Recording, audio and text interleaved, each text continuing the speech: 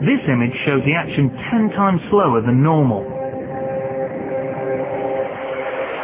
But guess what?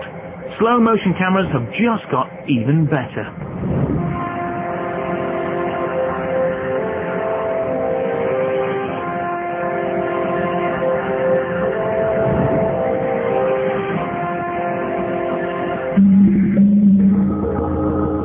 This camera can record events not 10, but up to 1,000 times slower than normal.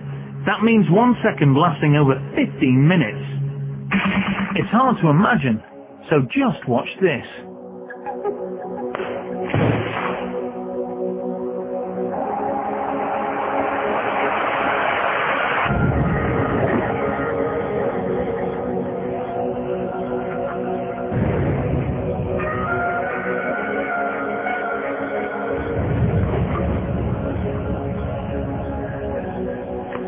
Slowed down by 80 times, even a simple action is transformed, revealing beauty and incredible details that we couldn't have glimpsed any other way.